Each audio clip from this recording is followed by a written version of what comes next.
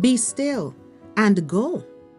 Isaiah 6:8 says, Then I heard the voice of the Lord saying, Whom shall I send, and who will go for us? And I said, Here am I, send me.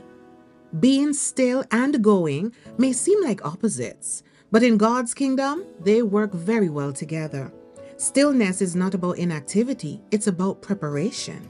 When you take time to be still before God, you are positioning yourself to hear His voice, to receive His wisdom, and to step forward in obedience. In Genesis 12:1, the Lord said to Abram, before his name was changed to Abraham, Go from your country, your people, and your father's household to the land that I, the Lord your God, will show you. God literally told Abram, leave everything that you know, leave everything that is familiar to go to an unknown place, to a strange land.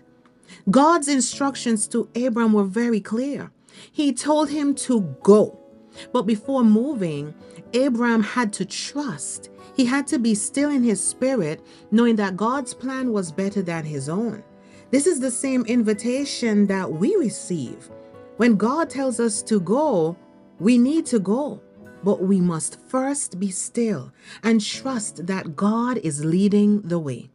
Going without being still first leads to striving and burnout and overwhelm and exhaustion and uncertainty.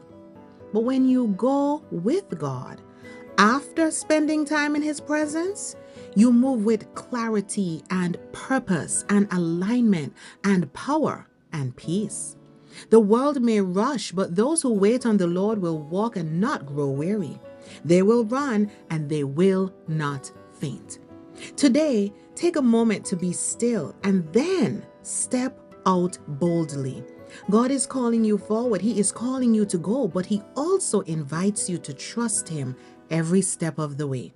Where He leads, He provides. Where He directs, He guides. Where He sends, He strengthens. You don't have to know every detail.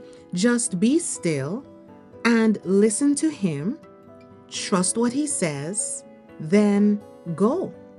Think about these questions and reflect on them. What would it look like to embrace stillness as the first step whenever you are called to make a big move? Where is God calling you to go, and how can you prepare your heart before taking that step? And are there moments where you have rushed ahead without being still at first? Take a moment and identify the lessons you learned from those moments. Today, lean into this. Stillness is the foundation for movement.